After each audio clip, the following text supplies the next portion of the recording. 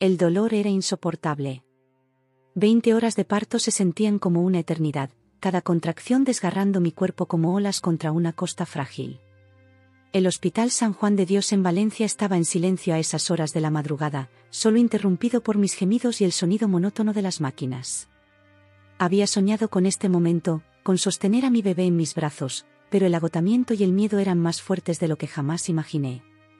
Mi marido, Carlos, estaba de pie cerca de la ventana, mirando las luces de la ciudad, revisando su móvil cada pocos minutos como si hubiera algo más importante que el nacimiento de su hija. Yo quería apoyo, una mano que sostener, un susurro que me asegurara que todo estaría bien, pero él estaba frío, distante, como si esto no nos estuviera sucediendo a ambos. Respira hondo, Lucía, me indicó la matrona con voz firme pero amable. Ya falta poco, estás haciéndolo muy bien. Intenté concentrarme en su voz, en lugar de en la indiferencia de Carlos. Habíamos estado casados 5 años, y aunque hubo momentos buenos al principio, últimamente todo había cambiado. Su empresa de construcción le exigía más tiempo, o eso decía él cuando llegaba tarde a casa, con ese peculiar olor a perfume que no era el mío. Otra contracción me atravesó como un rayo, más intensa que las anteriores. Grité hasta quedarme sin aliento. «Ya veo la cabeza», exclamó la doctora Martínez. «Un empujón más, Lucía, solo uno más». Reuní todas mis fuerzas, todas las que me quedaban después de casi un día entero de sufrimiento. Empujé como si mi vida dependiera de ello, porque en cierto modo, así era. Y entonces, después de un último esfuerzo desgarrador, sentí que algo cambiaba. El dolor agudo se transformó en una sensación de liberación y, segundos después, el llanto más hermoso que jamás había escuchado llenó la habitación. «Es una niña preciosa», anunció la doctora con una sonrisa, elevando a mi hija para que pudiera verla, toda arrugada y cubierta de sangre, pero perfecta. Las lágrimas brotaron de mis ojos sin control.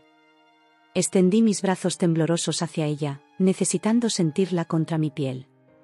La enfermera la limpió rápidamente y luego la colocó sobre mi pecho. Era tan pequeña, tan frágil. Sus diminutos dedos estaban curvados como pétalos, su llanto llenaba la estéril habitación del hospital como música. Era el momento más puro y sagrado de mi vida. Levanté la mirada, buscando compartir esta alegría con Carlos, pero vi algo que me heló la sangre. Él se dirigía hacia el mostrador con pasos decididos, tomando el formulario del certificado de nacimiento con una expresión de certeza que no reconocí. «Su nombre será Emilia», anunció con voz firme, sin siquiera mirarme. «Como mi madre». Parpadeé, confundida. Habíamos discutido esto durante meses. Pensé que habíamos acordado que su nombre honraría a mi abuela, susurré, todavía acunando a nuestra recién nacida. Carlos se rió, un sonido afilado y cruel que nunca antes había escuchado salir de sus labios. «Tú no tienes voz en esto». «Yo soy el hombre aquí», declaró, como si estuviéramos en otro siglo. La habitación se tornó fría de repente. La alegría que acababa de sentir comenzó a desvanecerse, reemplazada por confusión y temor. ¿Quién era este hombre? ¿Cómo no había visto esta faceta de él antes? «Carlos, hemos hablado de esto durante todo el embarazo», intenté razonar, mi voz aún débil por el esfuerzo. «Acordamos que si era niña, se llamaría Carmen, por mi abuela». «Eso era antes de que mi madre falleciera el mes pasado», respondió secamente, aunque yo sabía perfectamente que su relación con su madre había sido complicada, por decirlo suavemente. Nunca había mostrado interés en honrarla de ninguna manera. La enfermera, una mujer de mediana edad llamada Teresa, me miró con compasión. Llevaba más de 30 años trabajando en maternidad y probablemente había visto de todo. «Señora, ¿está usted de acuerdo?», me preguntó suavemente, ignorando la mirada fulminante de Carlos. Antes de que pudiera responder, él intervino. «No necesita estar de acuerdo. Yo soy el que firma los papeles». Teresa apretó los labios, claramente disgustada con su actitud. Miró a mi pequeña, que ahora dormía plácidamente contra mi pecho, ajena al drama que se desarrollaba a su alrededor. «Deberían hablar esto en privado», sugirió la doctora Martínez, notando la tensión creciente. «Tienen tiempo para decidir». Carlos miró su reloj, impaciente. «No hay nada que hablar». Se llamará Emilia y punto. Sentí que las lágrimas ardían en mis ojos nuevamente, pero estas no eran de alegría. Eran de frustración, de impotencia. ¿Cómo había terminado aquí, con un hombre que no respetaba mis deseos ni siquiera en el momento más importante de nuestras vidas? Mi pequeña se removió contra mi pecho, como si sintiera mi angustia. La miré, tan inocente, tan perfecta, y supe que merecía más que nacer en medio de una batalla. Merecía una madre fuerte, que luchara por ella desde el primer momento. La habitación del hospital, que antes me había parecido un lugar seguro, ahora se sentía como una prisión. Las paredes blancas, el olor a desinfectante, el pitido constante de las máquinas, todo se volvió opresivo. Y en medio de ese caos emocional, mi hija era el único ancla, la única certeza. Lo que debería haber sido el momento más feliz de mi vida se había convertido en una pesadilla. Y mientras Carlos salía para hacer unas llamadas, me quedé allí, sosteniendo a mi bebé, preguntándome cómo había llegado a este punto y, más importante aún, cómo iba a salir de él. No podía creer lo que Carlos había dicho. Cuando regresó a la habitación, intenté nuevamente razonar con él, explicarle cuánto significaba ese nombre para mí, como mi abuela Carmen me había criado después de que mis padres murieran en aquel terrible accidente en la carretera a Sevilla. Le conté cómo ella había sacrificado su propia vida para darme un hogar, cómo sus manos arrugadas preparaban tortilla de patatas los domingos mientras me contaba historias de la guerra civil. Ella era la razón por la que había tenido la fortaleza suficiente para convertirme en madre. «Basta ya, Lucía», me interrumpió con un gesto desdeñoso. «Esto no es un debate». «Ya está escrito», dijo, mostrándome el formulario con una expresión petulante que nunca antes le había visto. Las lágrimas brotaron de mis ojos sin que pudiera evitarlo. No estaba intentando iniciar una pelea, solo quería honrar a la mujer que me había dado todo. Pero a él no le importaba. Ya había tomado la decisión. Mi voz, mis sentimientos, mi dolor, nada de eso importaba. «Tú tuviste a la niña, no el derecho a nombrarla», añadió con crueldad. Esas palabras resonaron en mi mente como una broma cruel. ¿Cómo podía ser este el mismo hombre que conocí en aquella librería del barrio Ruzafa hace 6 años? Recordé cómo me había ayudado a alcanzar un libro de García Márquez que estaba demasiado alto, cómo habíamos compartido un café en la terraza hablando de nuestros sueños. En aquel entonces, su sonrisa iluminaba sus ojos y sus palabras estaban llenas de respeto y admiración. ¿Dónde había quedado ese hombre?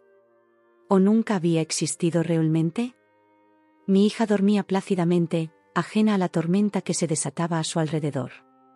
Sus pequeñas pestañas proyectaban sombras sobre sus mejillas regordetas, y su respiración rítmica era lo único que me impedía derrumbarme por completo. Teresa, la enfermera, entró para revisar mis constantes. Su mirada se cruzó con la mía y vi en ella una mezcla de compasión y algo más, ¿preocupación? Trabajó en silencio, anotando números en mi historial, mientras Carlos miraba por la ventana con impaciencia, probablemente ansioso por irse a celebrar con sus amigos. «Necesito cambiar el suero», dijo Teresa finalmente. «Señor Rodríguez, ¿podría traerme unas compresas de la sala de suministros?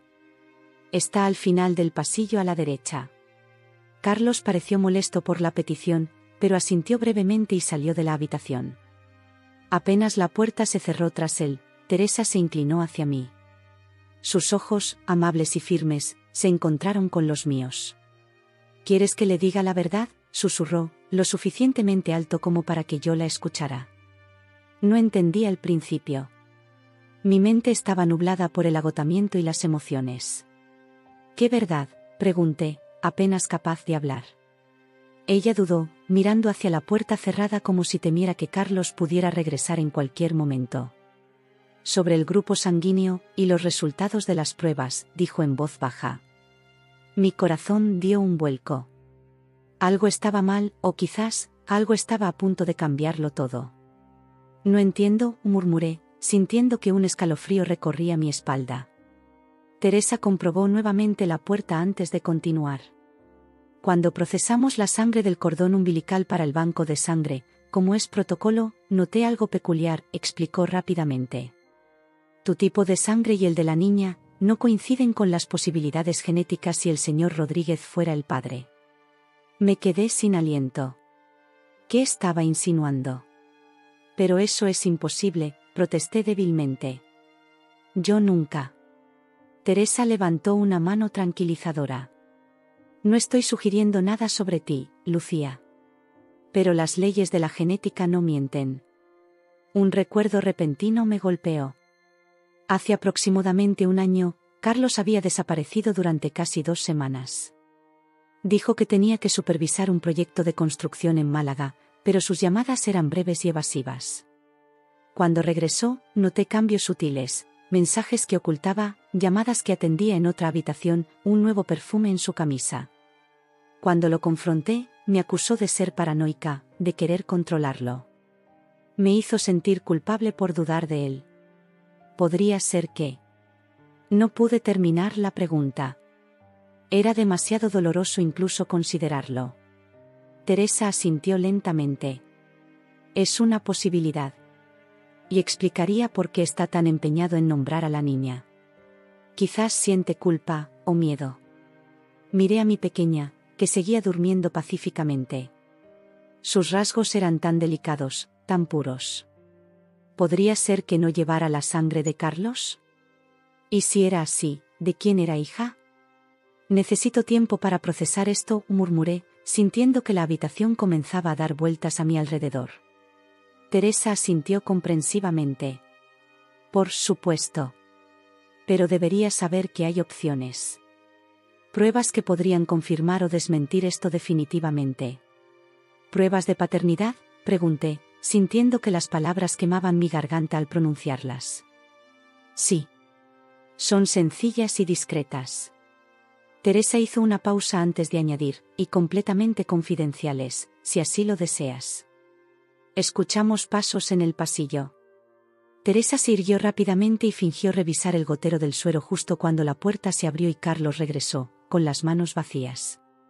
No encontré nada, dijo secamente. No importa, respondió Teresa con una sonrisa profesional. Parece que tenemos suficientes por ahora. Carlos me miró brevemente, sin notar mi turbación, mi mente acelerada, mi corazón roto. Se sentó en el sofá del rincón y volvió a concentrarse en su teléfono, como si nada hubiera pasado, como si mi mundo no acabara de desmoronarse. Teresa me dio una última mirada significativa antes de salir. Volveré más tarde para revisar cómo estáis ambas, dijo, refiriéndose a mi hija y a mí. Cuando la puerta se cerró, me quedé mirando el techo, tratando de ordenar mis pensamientos. Toda mi vida había cambiado en un instante. Las certezas que tenía se habían desvanecido como niebla bajo el sol. Ya nada era lo que parecía. Carlos levantó la vista de su teléfono momentáneamente. ¿Te encuentras bien? Estás pálida. ¿Cómo podía preguntarme eso cuando acababa de arrebatarme la única decisión que realmente me importaba sobre nuestra hija? ¿Cuándo posiblemente me había engañado de la peor manera posible? Estoy cansada, respondí simplemente. No tenía fuerzas para enfrentarlo ahora, no sin estar segura. Él asintió, volviendo a su teléfono. Deberías dormir. Volveré mañana. Ni siquiera un beso de despedida. Ni siquiera una caricia a su supuesta hija. Se marchó sin mirar atrás, dejándome sola con mis dudas, mis miedos y una pequeña vida que dependía completamente de mí. Cuando la puerta se cerró tras él, finalmente dejé que las lágrimas fluyeran libremente. Lloré por la niña que una vez fui, por la mujer en la que me había convertido, por las ilusiones perdidas y los sueños rotos. Pero sobre todo, lloré por mi hija, que merecía un comienzo mejor que este. Teresa regresó al amanecer, cuando los primeros rayos del sol de Valencia se filtraban por las persianas de la habitación. Yo apenas había dormido, alternando entre mirar a mi hija y contemplar el abismo que se había abierto ante mí. La enfermera entró silenciosamente, comprobando primero que estuviéramos solas. ¿Cómo has pasado la noche?, preguntó en voz baja, revisando mis constantes vitales con movimientos eficientes pero gentiles. No he dormido, confesé. No puedo dejar de pensar en lo que me dijiste. Teresa asintió comprensivamente. Se sentó en el borde de mi cama, algo que probablemente iba contra las normas del hospital, pero que en ese momento me pareció el gesto más humano que alguien podía ofrecerme. Espera hasta que traiga el expediente, susurró. Quiero mostrarte algo concreto. Mi mente daba vueltas. No tenía idea de qué estaba hablando exactamente. ¿Qué resultados? Durante el embarazo no había recibido ninguna noticia alarmante. ¿O había algo que me habían ocultado? Esperé, temblando, sosteniendo a mi bebé con más fuerza. Cuando Teresa regresó, llevaba una carpeta en la mano. Se aseguró de que la puerta estuviera bien cerrada antes de sentarse nuevamente y abrirla. «Eres O negativo», comenzó, señalando un papel con mis análisis. «Tu marido es AB positivo, según consta en su historial médico. Lo comprobé anoche en la base de datos cuando donó sangre el año pasado. Tu bebé es A negativo». Parpadeé, confundida. Los grupos sanguíneos nunca habían sido mi fuerte. ¿Y eso qué significa?, pregunté. Teresa me miró directamente a los ojos. Biológicamente, eso es imposible. A menos que tu marido no sea el padre biológico. Mi corazón se detuvo. No podía respirar.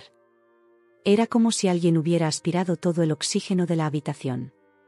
Pero yo nunca he estado con otro hombre, murmuré, más para mí misma que para ella. Nunca le he sido infiel a Carlos. Teresa esperó pacientemente mientras yo procesaba la información. Y entonces, como piezas de un rompecabezas que finalmente encajan, todo cobró sentido. Hace un año, Carlos había desaparecido durante semanas, culpando al trabajo. Una supuesta obra en Málaga que requería su presencia constante. Cuando regresó, algo había cambiado. Sus ojos ya no me miraban de la misma manera, sus besos se habían vuelto mecánicos, sus excusas cada vez más elaboradas. Y luego, unos 2 meses después de su regreso, descubrí que estaba embarazada. La alegría inicial de Carlos me pareció extraña, casi forzada. Como si intentara compensar algo. Pero yo, en mi ingenuidad, lo atribuí a la sorpresa, al miedo que todos los futuros padres sienten. ¿Y sí? Las palabras se atascaron en mi garganta. ¿Y si esto no se trata de mí? ¿Y si él fue quien? No pude terminar la frase, pero Teresa entendió. Es una posibilidad, dijo suavemente. Y explicaría su comportamiento. Quizás teme que descubras algo. Una nueva idea se formó en mi mente, una posibilidad que nunca antes había considerado. ¿Podría ser que se haya acostado con alguien y luego, esa persona quedara embarazada?, pregunté, sintiendo náuseas al pronunciar las palabras. Teresa frunció el ceño, pensativa. Eso sería complicado. Tendría que haber algún tipo de intercambio, una sustitución. ¿Qué quieres decir? Si tu marido dejó embarazada a otra mujer, explicó Teresa con calma, y quiere hacer pasar a ese bebé como tuyo, bueno, tendría que haber ocurrido algo con tu verdadero bebé. Un escalofrío recorrió mi columna vertebral. Pero esta es mi hija, insistí, mirando a la pequeña que dormía en mis brazos. La sentí crecer dentro de mí durante 9 meses. La di a luz. Teresa asintió rápidamente. Por supuesto. No estoy sugiriendo que no sea tu hija biológica. Pero los grupos sanguíneos no mienten, Lucía. Esta niña no puede ser hija de Carlos, al menos no biológicamente. Mi mente trabajaba frenéticamente, buscando una explicación. Y entonces recordé algo más, algo que había reprimido porque era demasiado doloroso incluso para considerarlo. La noche antes de que Carlos partiera a su supuesto viaje de trabajo, habíamos discutido ferozmente.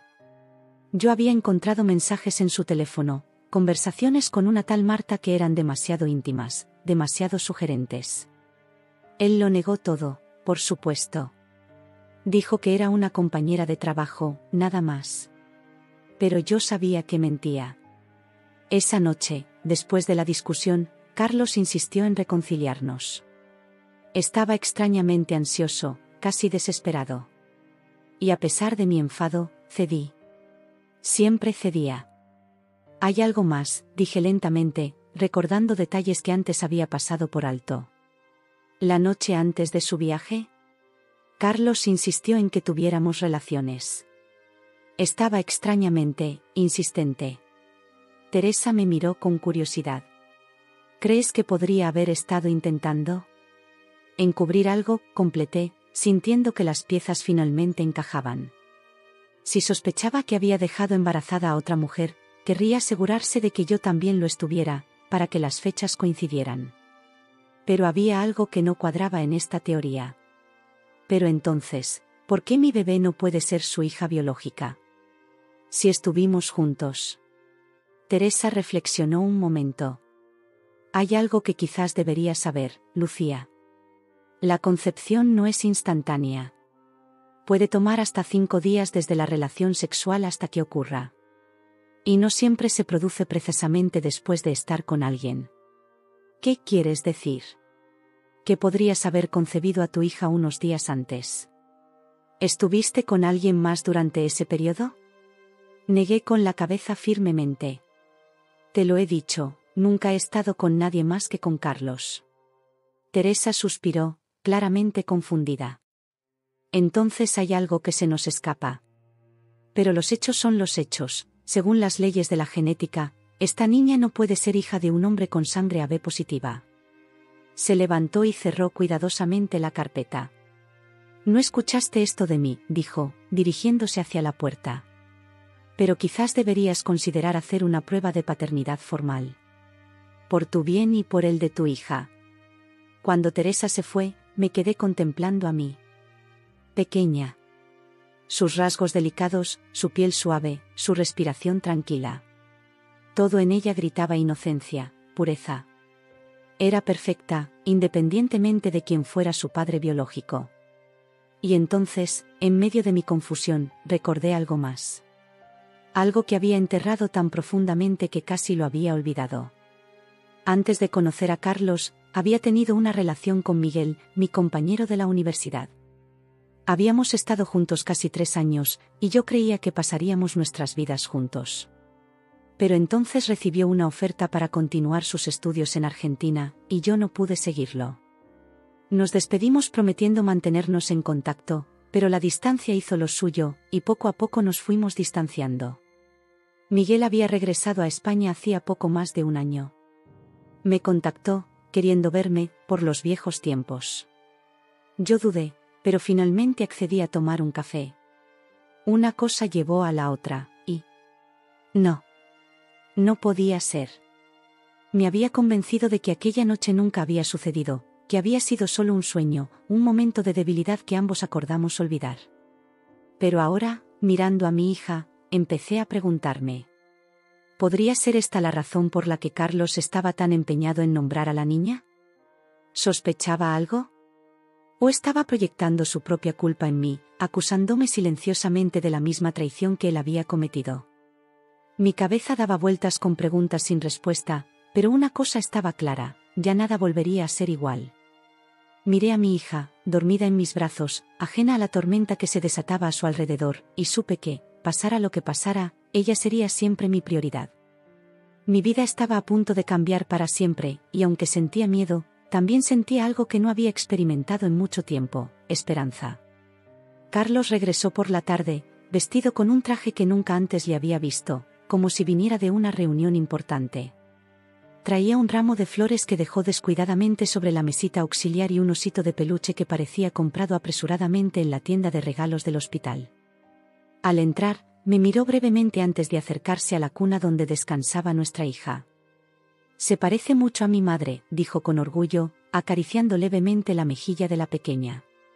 Tiene sus mismos ojos. Sentí una tormenta formándose dentro de mí. Durante toda la mañana había estado dándole vueltas a lo que Teresa me había revelado, tratando de encontrar una explicación que no destruyera por completo la imagen que tenía de mi matrimonio, de mi vida. Pero no había otra salida. Necesitaba enfrentarlo. No es tuya, susurré, con la voz temblorosa pero decidida. Carlos se giró bruscamente. ¿Qué demonios estás diciendo? Me incorporé lentamente en la cama, cuidando los puntos de la cesárea que aún me dolían. Respiré hondo, buscando fuerzas. Las pruebas de sangre no coinciden. Ella no puede ser tu hija, dije, manteniendo firme mi voz. Carlos soltó una carcajada burlona que resonó en la pequeña habitación del hospital, haciendo que la bebé se agitara inquieta en su sueño. ¿Ahora me acusas a mí? Después de que la he nombrado y firmado los papeles. Su rostro se transformó en una máscara de desdén. Eres patética, Lucía. Siempre buscando la manera de ser la víctima. No retrocedí. No te estoy acusando. Te estoy diciendo un hecho científico. Mi grupo sanguíneo es O negativo. El tuyo es AB positivo. Nuestra hija es A negativo. Es genéticamente imposible que sea tuya. Vi cómo la expresión de Carlos cambiaba sutilmente. Un destello de duda, quizás de miedo, cruzó por sus ojos. Estás confundida, dijo, pero su voz ya no sonaba tan segura. El parto te ha afectado. Tomé la carpeta que Teresa había dejado, accidentalmente, sobre mi mesita de noche. No. Estoy viendo las cosas claramente por primera vez en mucho tiempo, respondí. Quizás deberías hacerte una prueba tú mismo. Carlos se acercó a mí con pasos amenazantes. ¿Me estás diciendo que me has sido infiel? Su voz tenía un tono peligroso que nunca antes había escuchado. No, dije con calma. Te estoy diciendo que la ciencia no miente. Su rostro se contrajo en una mueca de furia. Se acercó más, invadiendo mi espacio personal, y por un momento sentí miedo. Pero entonces recordé a mi abuela Carmen, su fortaleza ante la adversidad, cómo había sobrevivido a una guerra y a la pérdida de su marido sin jamás doblegarse. Carlos, dije con firmeza, creo que ambos sabemos lo que está pasando aquí. Hace un año, cuando regresaste de tu viaje de trabajo, algo cambió.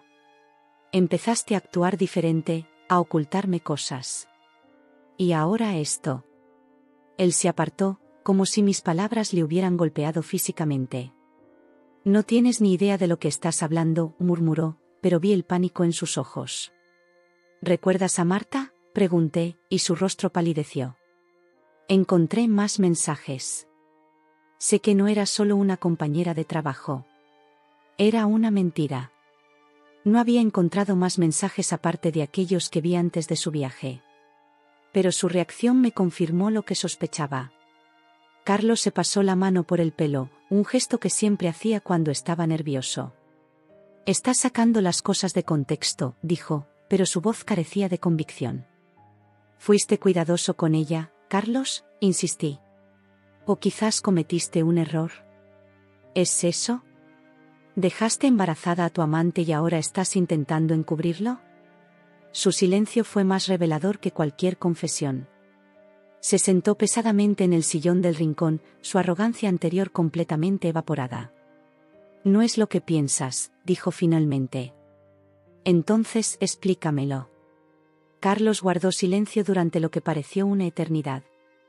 Miró a la bebé, luego a mí, y finalmente al suelo. Marta quedó embarazada, admitió finalmente. Pero no quería tenerlo. Me dijo que iba a abortar y que no quería saber nada más de mí. Rompimos. Cuando regresé, quería arreglar las cosas contigo, salvar nuestro matrimonio. ¿Y cuando descubriste que yo estaba embarazada?, pregunté, sintiendo un nudo en la garganta. Pensé que era una señal. Una oportunidad de empezar de nuevo, dijo, y por primera vez en mucho tiempo, vi sinceridad en sus ojos. Pero hace unas semanas, Marta me contactó. No había abortado. Tuvo al bebé y luego lo dio en adopción. Me culpa por todo. Amenazó con contártelo, con destruir nuestra familia. ¿Y por eso insististe tanto en nombrar a nuestra hija como tu madre?, pregunté, intentando unir las piezas. ¿Para demostrar que es tuya? ¿Para convencerte a ti mismo? Carlos desvió la mirada. No lo sé, Lucía. Tal vez. Todo se ha complicado tanto. Sentí una extraña mezcla de emociones. Alivio porque mi instinto sobre su infidelidad había sido correcto, pero confusión porque eso no explicaba los grupos sanguíneos incompatibles. Carlos, dije suavemente, eso no cambia el hecho científico. Esta bebé no puede ser tuya biológicamente. Me miró con los ojos entrecerrados. ¿Qué estás diciendo exactamente, Lucía? Tomé aire. Era momento de ser completamente honesta, aunque eso significara revelar un secreto que había jurado llevarme a la tumba. Hace un año, después de descubrir tus mensajes con Marta, estaba destrozada. Miguel había vuelto de Argentina y me contactó. Nos vimos una vez, solo una, mientras tú estabas en tu viaje de trabajo. La comprensión amaneció lentamente en el rostro de Carlos, seguida rápidamente por la ira. Me engañaste con tu ex, dijo, su voz peligrosamente baja. Después de que tú me engañaras primero, respondí. No lo planeé, simplemente sucedió. Estaba herida y confundida. Pero nunca pensé, nunca imaginé que esa niña pudiera ser suya, completó Carlos, mirando hacia la cuna con una expresión indescifrable. Un silencio pesado llenó la habitación. Mi hija, ajena a la tormenta que se desataba a su alrededor, emitió un pequeño bostezo en sueños. ¿Qué vamos a hacer ahora?, pregunté finalmente. Carlos se levantó, su rostro una máscara impenetrable. No lo sé, Lucía. Necesito tiempo para pensar. Se dirigió hacia la puerta, deteniéndose brevemente antes de salir. Por cierto, ayer firmé el certificado de nacimiento. Su nombre es Emilia Rodríguez Navarro. Ya está registrado. Y con esas palabras, salió de la habitación, dejándome con un futuro tan incierto como el pasado que acabábamos de desenterrar. Me acerqué a la cuna y tomé a mi hija en brazos. Sus ojos se abrieron brevemente, de un color indeterminado como los de todos los recién nacidos, pero que yo sabía que con el tiempo podrían revelar la verdad que Carlos temía enfrentar. No importa quién sea tu padre biológico, le susurré. Yo siempre seré tu madre, y siempre te protegeré. Y en ese momento, supe que cualquiera que fuera el camino que tuviera por delante, lo recorrería con la cabeza alta, por mí y por mi hija. La mañana siguiente amaneció gris sobre Valencia. Desde la ventana de mi habitación en el hospital podía ver cómo las nubes se arremolinaban sobre el Turia, prometiendo una de esas tormentas primaverales que limpian el aire pero dejan el corazón melancólico. Teresa entró temprano, con el rostro serio pero amable. ¿Cómo te encuentras hoy?, preguntó, mientras revisaba mis constantes. Como si hubiera sobrevivido a un naufragio, respondí con sinceridad. Le conté brevemente mi conversación con Carlos, su confesión sobre Marta, y mi propia revelación acerca de Miguel. Teresa asintió comprensivamente. La verdad siempre encuentra su camino a la superficie, dijo mientras ajustaba el gotero. ¿Y qué piensas hacer ahora? Era una pregunta que me había mantenido despierta toda la noche, meciendo a mi pequeña entre mis brazos, contemplando las diferentes rutas que se abrían ante mí como un abanico de posibilidades y miedos. No lo sé, confesé. Todo ha cambiado tan rápido. Teresa se sentó junto a mí, en un gesto que iba más allá de sus obligaciones como enfermera. A veces, las crisis son oportunidades disfrazadas, dijo suavemente. Nos obligan a tomar decisiones que hemos estado posponiendo. Sus palabras resonaron en mí con fuerza. ¿Cuántas señales había ignorado en mi matrimonio con Carlos? ¿Cuántas veces había hecho la vista gorda ante sus desplantes, sus mentiras, su falta de respeto? Quizás este era el empujón que necesitaba para finalmente valorarme a mí misma. Hay algo más, dijo Teresa, interrumpiendo mis pensamientos. Tu marido vino esta mañana temprano. Estaba alterado. Rompió el certificado de nacimiento antes de irse. Sentí una extraña mezcla de alivio y temor. ¿Qué dijo exactamente? No mucho. Solo que necesitaba tiempo y que no sabía cuándo volvería, respondió Teresa. Luego añadió, con un tono más suave, le mencioné que necesitarías firmar un nuevo certificado. Que el antiguo había quedado inválido por un error administrativo. La miré, sorprendida por su audacia y agradecida por su intervención. Una pequeña sonrisa se formó en mis labios, la primera en lo que parecía una eternidad. Gracias, susurré. Teresa asintió y sacó un nuevo formulario de certificado de nacimiento de su carpeta. ¿Qué nombre te gustaría darle?, preguntó. Miré a mi hija. Sus ojos estaban tranquilos, profundos, como si ya supieran todos los secretos del universo. En ese momento, recordé las tardes en la cocina de mi abuela Carmen, el olor a canela y naranja de sus pastas caseras, sus manos arrugadas pero firmes enseñándome a amasar, sus historias sobre la guerra y la supervivencia, sobre el amor que perdura a pesar de todo. Carmen, dije con voz temblorosa. Carmen, como mi abuela. Significa canción, y eso es lo que ella es para mí, una canción de amor en medio del caos. Mientras completaba el formulario, sentí una paz que no había experimentado en mucho tiempo. Este pequeño acto de rebeldía, de afirmación, era mi primer paso hacia la libertad. Carmen Navarro Sanz, pronuncié, saboreando cada sílaba como un dulce en mi lengua. Decidí usar únicamente mis apellidos, borrando así la última huella de Carlos en la identidad de mi hija. Teresa sonrió aprobatoriamente. Es un nombre hermoso, con historia y significado. Mi abuela siempre decía que nuestro nombre es el primer regalo que recibimos en esta vida, comenté, recordando sus palabras con cariño. Quería que el de mi hija fuera un regalo de amor, no de control. Cuando terminé de firmar, Teresa guardó el documento con cuidado. Lo llevaré al registro civil esta misma tarde, prometió. Para mañana, todo estará oficializado. Le di las gracias. Nuevamente, no solo por este gesto, sino por haber sido mi ancla en la tormenta, por haberme mostrado la verdad cuando hubiera sido más fácil callar. ¿Has pensado en contactar a Miguel?, preguntó Teresa mientras preparaba mi medicación. La pregunta me tomó por sorpresa. No lo sé, confesé. Todo esto es tan reciente. No tienes que decidir nada ahora, me aseguró. Pero si los resultados de sangre son correctos, él tiene derecho a saber que podría tener una hija. Asentí, comprendiendo la complejidad de lo que enfrentaba. Miguel y yo habíamos tenido una historia bonita, truncada no por falta de amor sino por las circunstancias. No sabía si aún sentía algo por mí, si querría involucrarse en la vida de una niña que podría ser suya. ¿Y qué pasaría con Carlos? ¿Desaparecería de nuestras vidas por completo, o regresaría exigiendo derechos sobre una niña que biológicamente no era suya? Un paso a la vez, me dije, recordando otro de los lemas favoritos de mi abuela. Esa tarde, cuando la doctora Martínez vino a revisarme, me informó que podría irme a casa al día siguiente si todo seguía evolucionando bien. La idea de regresar al apartamento que compartía con Carlos me produjo ansiedad.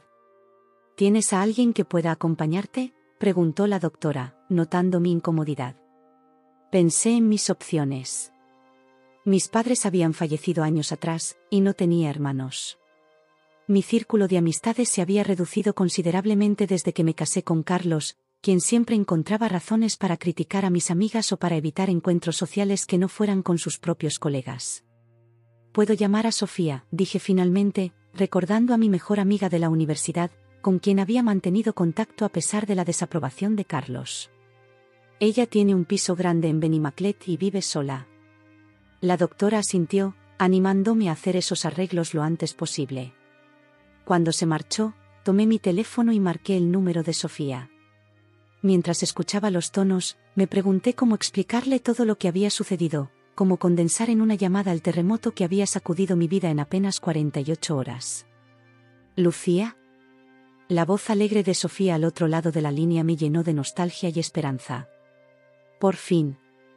Llevo días intentando contactarte. Carlos me dijo que habías tenido a la niña, pero que no querías visitas aún. Una mentira más que añadir a la lista. Sofía, dije, y algo en mi tono debió alertarla, porque inmediatamente cambió su tono. ¿Qué ocurre? ¿Estás bien? ¿La bebé está bien? La niña está perfecta, la tranquilicé. Pero necesito tu ayuda. ¿Podrías venir al hospital? Hay mucho que contarte. No necesité decir más. Sofía prometió estar allí en menos de una hora. Después de colgar, me acerqué a la cuna donde Carmen dormía plácidamente. La tomé en brazos y la acuné contra mi pecho. Tu nombre es Carmen, le susurré al oído. Carmen Navarro Sanz. Un nombre lleno de amor, de historia. El nombre de una mujer que sobrevivió a una guerra, que perdió a su marido demasiado joven pero nunca perdió la capacidad de amar, que criaba tomates en su pequeño balcón y cantaba coplas mientras cocinaba paella los domingos. Las lágrimas rodaron por mis mejillas, pero por primera vez no eran de dolor o miedo, sino de alivio.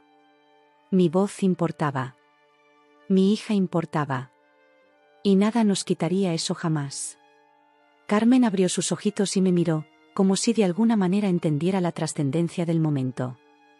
Le sonreí, sintiendo que mi corazón se expandía con un amor tan grande que apenas cabía en mi pecho.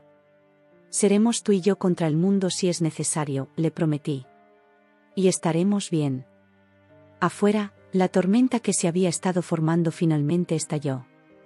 La lluvia golpeaba contra la ventana con fuerza, pero dentro de nuestra pequeña burbuja, Carmen y yo estábamos seguras, unidas por un vínculo que nadie podría romper.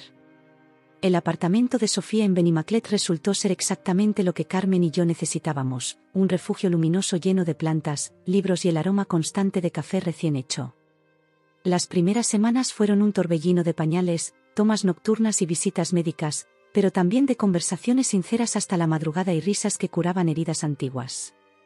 Sofía había transformado su despacho en una pequeña habitación para Carmen, pintando las paredes de un suave tono lavanda y consiguiendo una cuna de segunda mano que lijamos y pintamos juntas mientras la bebé dormía. Era extraño cómo, en medio del caos que era mi vida, había encontrado una paz que no sentía desde hacía años. Carlos no había vuelto a contactarme desde aquella última visita al hospital. Según Sofía, quien había ido a recoger algunas de mis pertenencias a nuestro antiguo apartamento, él ya no vivía allí. Los vecinos le contaron que se había marchado con una maleta, dejando la mayoría de sus cosas. No sabía si sentirme aliviada o preocupada por su repentina desaparición. Deberías hablar con un abogado, me sugirió Sofía una tarde mientras dábamos un paseo por los jardines del Turia con Carmen dormida en su cochecito. Si quieres divorciarte, cuanto antes inicies los trámites, mejor. Tenía razón, por supuesto. Mi matrimonio estaba efectivamente terminado, aunque no hubiera habido una ruptura formal. Lo que me preocupaba más era la cuestión de la paternidad de Carmen. ¿Debería contactar a Miguel? ¿Tenía derecho a saber que podría ser el padre biológico de mi hija? Esa misma noche, mientras Carmen dormía y Sofía había salido a su clase de yoga, me armé de valor y busqué a Miguel en redes sociales. No fue difícil encontrarlo, seguía usando la misma foto de perfil de cuando estábamos juntos, una imagen suya frente al obelisco en Buenos Aires. Su página mostraba que había regresado a Valencia permanentemente, trabajando como profesor de literatura en la universidad. Con el corazón latiendo aceleradamente, le envié un mensaje sencillo: «Hola Miguel. Soy Lucía. Han pasado muchas cosas y necesito hablar contigo sobre algo importante. ¿Podríamos vernos?». Su respuesta llegó apenas minutos después: «Lucía, qué sorpresa. Claro que podemos vernos. ¿Está todo bien?». Acordamos encontrarnos al día siguiente en una pequeña cafetería cercana al jardín botánico, un lugar tranquilo donde podríamos hablar sin interrupciones. Esa noche apenas dormí, ensayando mentalmente cómo le explicaría la situación, preparándome para cualquier reacción. Sofía se ofreció a cuidar a Carmen mientras yo me reunía con Miguel. «Tómate el tiempo que necesites», me dijo mientras me ayudaba a elegir qué ponerme. «Y recuerda, sea cual sea su reacción, tú y Carmen estaréis bien». El Miguel que me esperaba en la cafetería era prácticamente el mismo que recordaba: cabello oscuro ligeramente alborotado, ojos marrones cálidos, ese aire distraído de quien vive mitad en este mundo y mitad en los libros. Se levantó al verme, y nos quedamos un momento indecisos entre un abrazo o un apretón de manos. Finalmente, optamos por 2 besos en las mejillas, como viejos amigos. «Te ves bien», dijo, y pareció sincero a pesar de mis ojeras y mi cuerpo aún recuperándose del parto. «Tú también», respondí, notando que los años en Argentina le habían dado un ligero acento que encontré extrañamente entrañable. Después de pedir 2 cafés, respiré hondo y comencé mi historia. Le conté sobre mi matrimonio con Carlos, cómo había cambiado con el tiempo, nuestro encuentro cuando él regresó temporalmente a España, el nacimiento de Carmen y finalmente, la revelación de los grupos sanguíneos incompatibles. Miguel me escuchó sin interrumpir, sus ojos cada vez más abiertos a medida que comprendía las implicaciones de lo que le estaba contando. «¿Estás diciendo que podría ser el padre de tu hija?», preguntó finalmente, su voz apenas un susurro. Asentí. «Según la ciencia, Es una posibilidad muy real. Carmen no puede ser hija biológica de Carlos, y tú eres la única otra persona con quien estuve en ese periodo. Se pasó la mano por el pelo, un gesto que recordaba bien de nuestros días juntos. Dios mío, Lucía. Esto es mucho para procesar. Lo sé, dije suavemente. Y entenderé si necesitas tiempo, o si prefieres hacerte una prueba de paternidad antes de involucrarte. No te estoy pidiendo nada, solo creí que tenías derecho a saber. Miguel guardó silencio durante lo que pareció una eternidad. Su café se enfriaba intacto frente a él. ¿Puedo conocerla?, preguntó finalmente. No era la reacción que esperaba, pero me llenó de alivio. Claro. Cuando quieras. ¿Ahora? Su voz sonaba ansiosa, casi infantil en su impaciencia. Sonreí, recordando por qué me había enamorado de él años atrás. Ahora mismo está con Sofía, ¿la recuerdas? Podemos ir a verla después de terminar nuestros cafés. El encuentro entre Miguel y Carmen fue como una de esas escenas de película que parecen irreales por lo perfectas. Él se inclinó sobre la cuna donde ella dormía, y cuando Carmen abrió sus ojos y lo miró, algo pasó entre ellos, una conexión instantánea que no necesitaba palabras ni pruebas de ADN. Tiene tus ojos, comentó Sofía en voz baja, y tenía razón. Los ojos de Carmen, que habían comenzado a definir su color, mostraban el mismo tono marrón cálido que los de Miguel. Él se quedó toda la tarde, aprendiendo a sostenerla correctamente, fascinado con cada pequeño gesto o sonido que hacía. Cuando finalmente tuvo que irse para preparar sus clases del día siguiente, parecía reacio a separarse de ella. Quiero hacerme la prueba, dijo mientras nos despedíamos en la puerta. No porque dude, sino porque quiero estar seguro legalmente, para poder reconocerla como mi hija si los resultados lo confirman. Asentí, agradecida por su madurez y responsabilidad. Arreglaré todo para que podamos hacerla cuanto antes. Una semana después, los resultados confirmaron lo que ya sabíamos en nuestros corazones: Miguel era el padre biológico de Carmen. Lo celebramos con una pequeña cena en casa de Sofía, donde Miguel me sorprendió con una propuesta inesperada. No estoy sugiriendo que volvamos a estar juntos románticamente, al menos no de inmediato, aclaró. Pero tengo un apartamento grande cerca de la Ciudad de las Artes y las Ciencias. Tiene 2 habitaciones y un estudio que podría convertirse en la habitación de Carmen. Podrían mudarse allí, tú en una habitación y yo en otra, y así ambos podríamos estar cerca de ella mientras decidimos qué queremos para nuestro futuro. La oferta era tentadora. Aunque adoraba vivir con Sofía, sabía que necesitaba encontrar mi propio espacio eventualmente.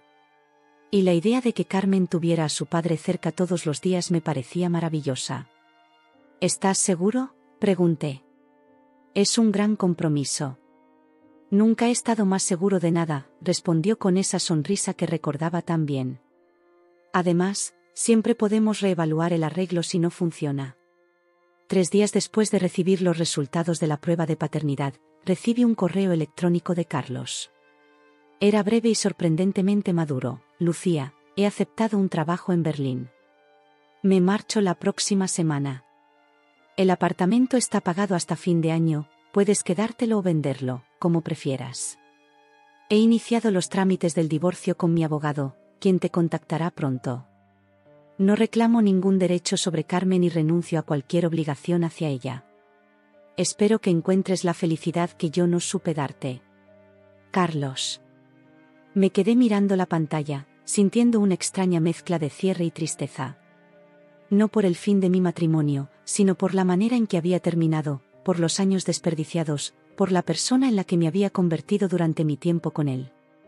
¿Estás bien?, preguntó Miguel, que había venido a cenar y me encontró absorta frente al ordenador. Le mostré el correo. Después de leerlo, me abrazó en silencio, un gesto simple pero lleno de comprensión. Es lo mejor, dije finalmente.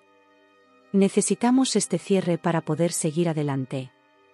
Esa noche, mientras acostábamos a Carmen juntos por primera vez, sentí una certeza tranquila asentarse en mi corazón. Este no era el camino que había imaginado para mi vida, pero quizás era exactamente el que necesitaba. Sabes, dijo Miguel mientras contemplábamos a Carmen dormir en su cuna, mi abuela siempre decía que los finales son solo comienzos disfrazados. Sonreí, pensando en mi propia abuela Carmen y en cómo le habría encantado Miguel, cómo se habría enamorado instantáneamente de su bisnieta. Tu abuela era una mujer sabia, respondí, entrelazando mis dedos con los suyos. No sabía que nos depararía el futuro a Miguel, a Carmen y a mí. Quizás volveríamos a enamorarnos, o quizás seríamos ampliamente amigos y copadres. Tal vez tendríamos que enfrentar desafíos que ni siquiera podía imaginar aún. Pero mientras miraba a mi hija dormir plácidamente, con su pecho subiendo y bajando en un ritmo tranquilo, supe que cualquier camino que tuviéramos por delante, lo recorreríamos juntos, con amor, respeto y la fuerza que había heredado de mi abuela Carmen. Este no era el final de mi historia. Era apenas el principio.